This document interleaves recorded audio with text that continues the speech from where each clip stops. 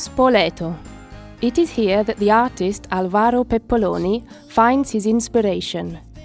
In this town, every stone has a story to tell. The tower's bridge, an audacious and marvellous example of the ancient Roman architect's talent.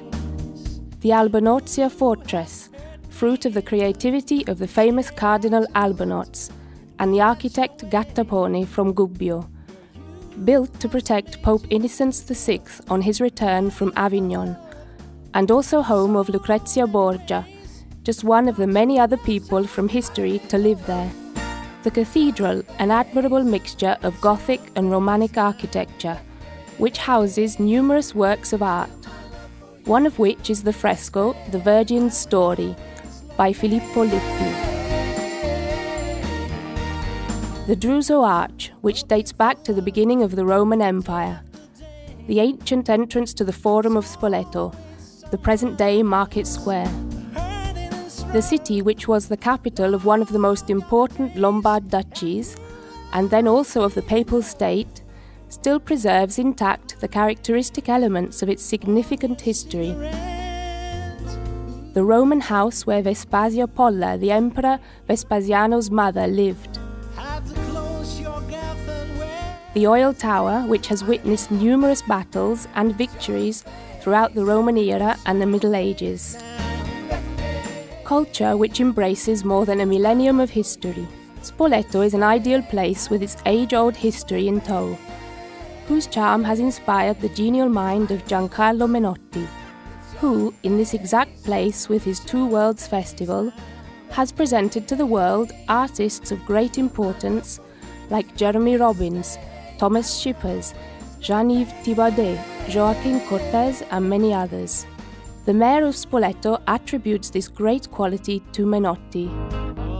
Maestro Menotti chose Spoleto and turned it into a theatre city, a stage, widening his action towards America with Charleston SC and towards Australia with Melbourne, and he definitely made it a reference point for the world's culture.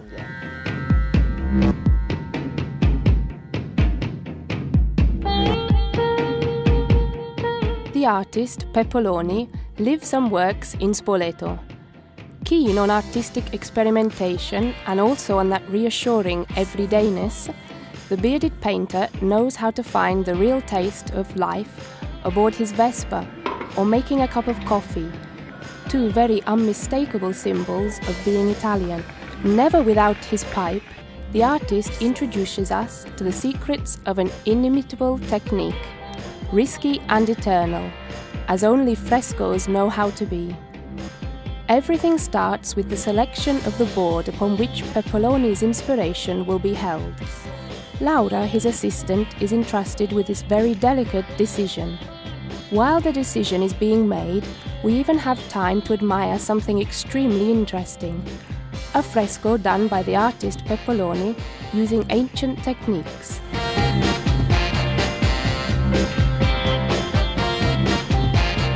With extreme care, the best plywood board is selected, which in turn will be squared and then will undergo the artist's final approval. Then the plaster needs to be prepared. This is probably the most fascinating part, starting right from the ingredients. Rabbit skin glue mixed with marble powder, white cement and plaster gives origin to a mixture which will stick to the board in a definitive and perennial way, allowing, however, the successive penetration of the colour within its structure. This is a very old product which was already in use 2,000 years ago. Peppoloni, therefore, goes back in time. This was once the only technique for frescoes. However, our journey back in time has not yet finished.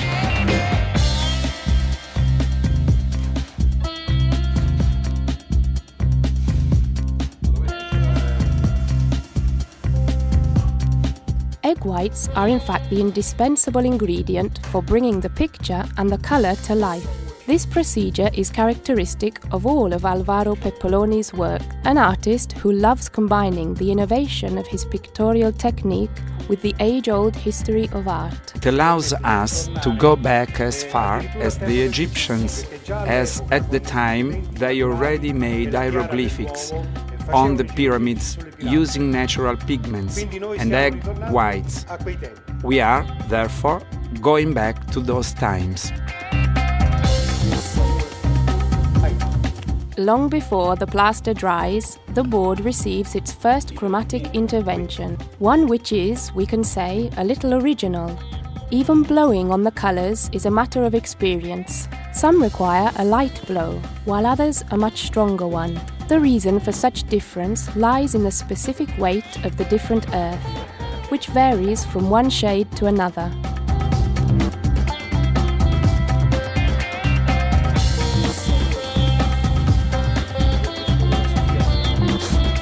In this phase of just a few strokes of the base colours chosen by the artist for the picture, it is the very picture itself which gives the artist the idea for its theme.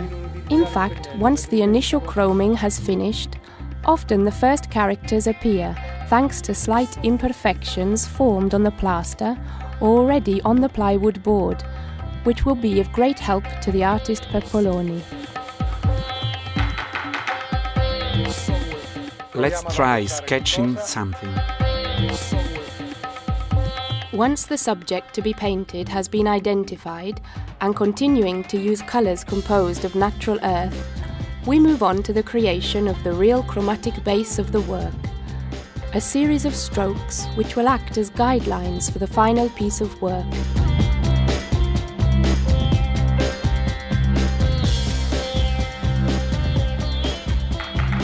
At this point of the procedure, the picture has taken on its own shape, and an astute onlooker can already guess what the final result will be.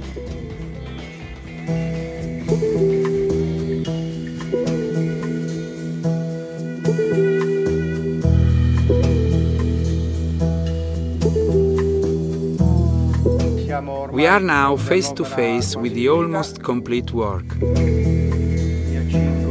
I set to better defining the light.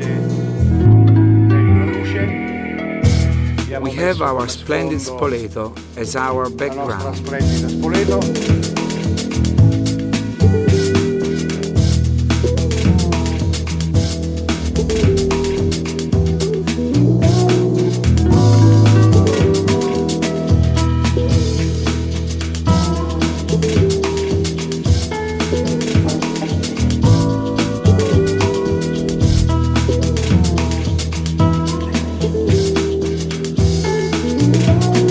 The important thing is to understand which way the base should be. Now Laura is preparing the colors for some green grapes.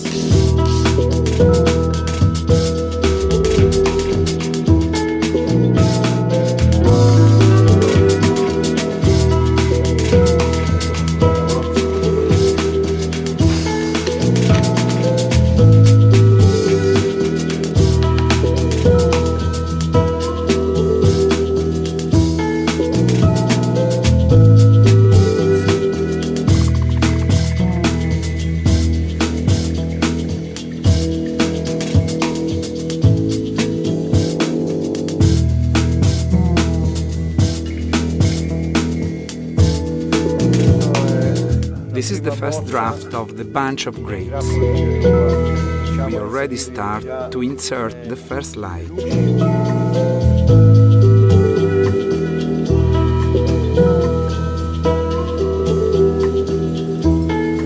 Let's filter it here too.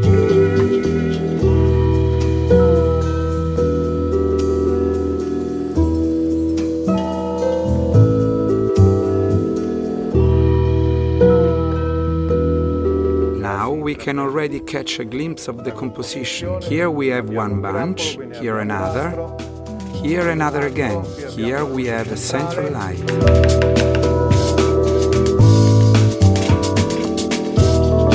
To make it harmonious, we need to add something here. otherwise the composition is not harmonious or balanced. This is the very first stage. In the meantime, the color penetrates the cement.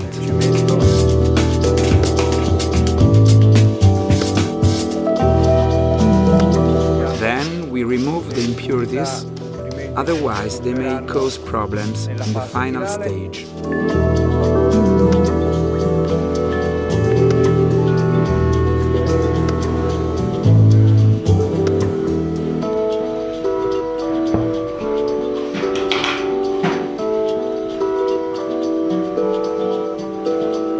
Alvaro Peppoloni was born in Spello, Perugia in 1951. The family wanted a medical career for him, but the artist Peppoloni was attracted to local art ateliers, particularly the art studios of a local fresco master. This artist painted the classic type of art, following the footsteps of Master Pinturicchio and Perugino. Perugino was a student and assistant of the artist Raffaello. This is to introduce you to classic painting. In fact, the city of Spello, in the region of Umbria in Italy, is rich of works of art made by these great masters from the past. As a teenager, Peppoloni used to play in the backyard of the church of Santa Maria Maggiore in Spello. Inside this church, we can find the colours that obsessed the artist from that early age until nowadays. These words are from the artist himself, when he recalls his youth. He was 16 then. He also recalls that when he was at the elementary and middle schools, the teachers used to hang his sketches on the class walls, and the artist could not understand why. Peppoloni's father expected his son, as mentioned earlier, to become a doctor. So Alvaro, in order to please his father, took a degree in radiology, and he soon started to work in the local Foligno hospital. Previous to this period, at the age of 18, Alvaro learned the fresco technique from Master Marchioni in Spello. This artist was totally devoted to reproducing antique art, and the artist Peppoloni used to help him preparing the base of the board surfaces while getting familiar with the use of the fresco technique.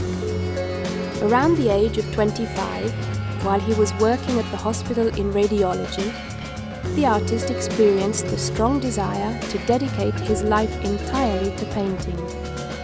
Then he realized he knew the technique of fresco painting, but he did not feel comfortable in reproducing antique art, learnt from his teacher in the past. Here come the years of research. What should I do was a constant question for a long time. What kind of direction, what kind of subject or style should I focus on? Why replicate antique art using frescoes instead of doing contemporary art using the antique technique of frescoes? Again, the need to find his original style was an important urge that needed an answer, and shortly after, the solution arrived.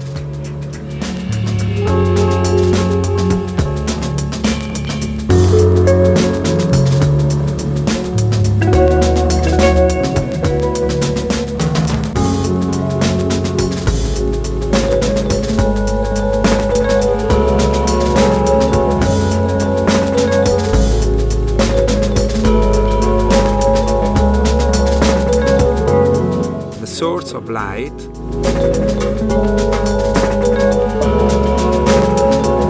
which then we make cold so as to make it visible with yellow, as it is a warm color on its own.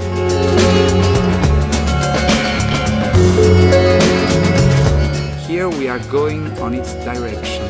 We'll take this band of light right to the bottom, so as to increase the depth too.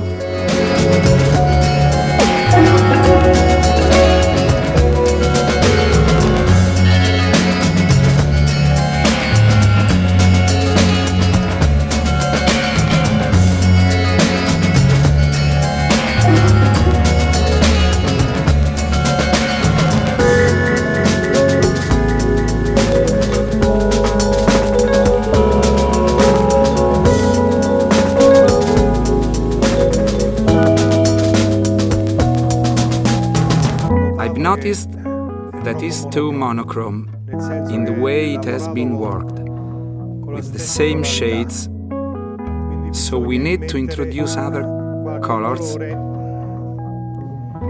in order to better distinguish the warm colors.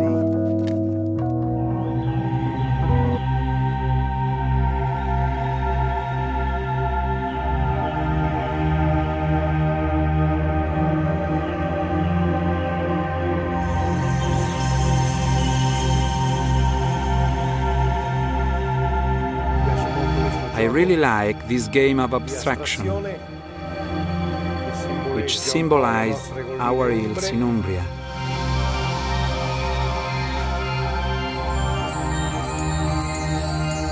The color needs to be very liquid, so that the base color can be transparent. We can already notice that the central light increases. This game of inlays arises. We are getting very close to futurism, something I really like.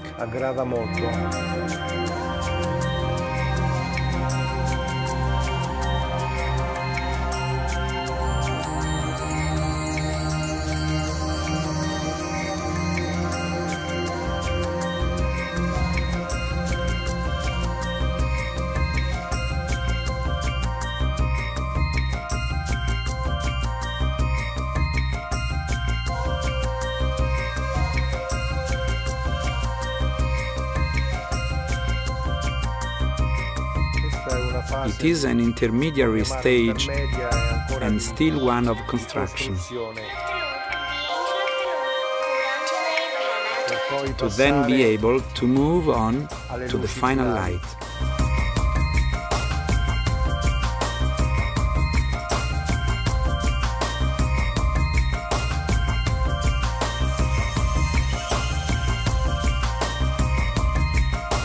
These colors which I'm working are basically all stored away somewhere in my whole life and are then extracted when it's time to create the picture. This summer reflection, these sunny hills, you can almost hear the sound of the crickets. There we have it. Once you have this feeling, you know you have succeeded in doing what you wanted.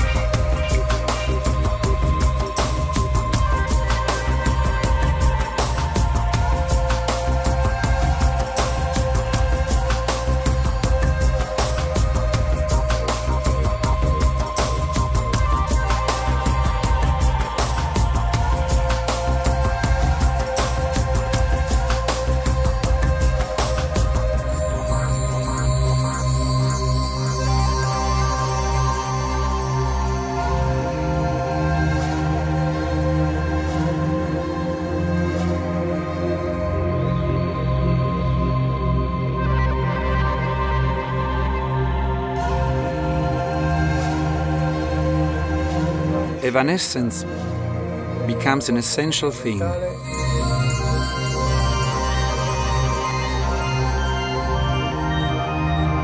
Catching a glimpse of something, a glimpse without ever describing.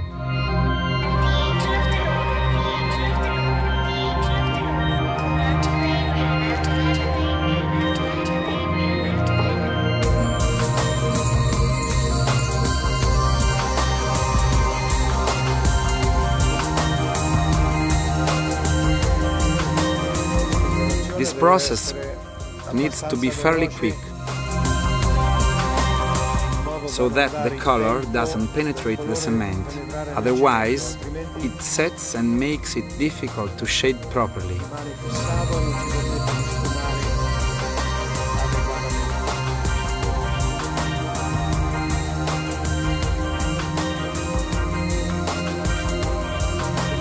This image is too distinct to be in the distance. So this time, instead of adding color, we remove it. So it increases its evanescence and takes it into the distance.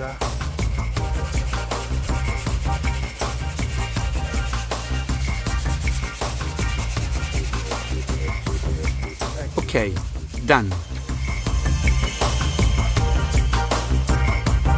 Sandpaper isn't a common tool for an artist. It can become so for whoever tries to work on frescoes. Maestro Peppoloni is a highlight among Spoleto artists. He recovered the technique of frescoes.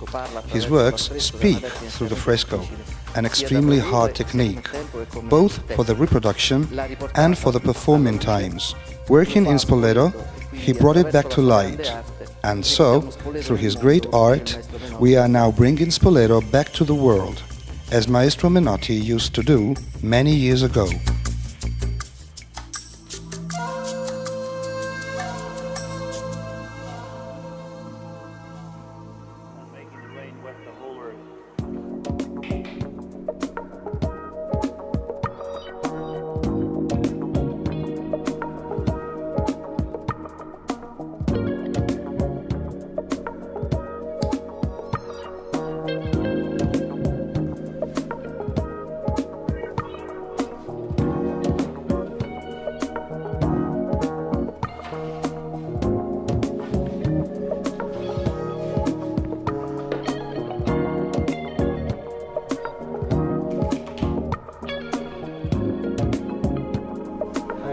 Here we are, the magic of painting, where just a bit of color is all that is needed to transform an image.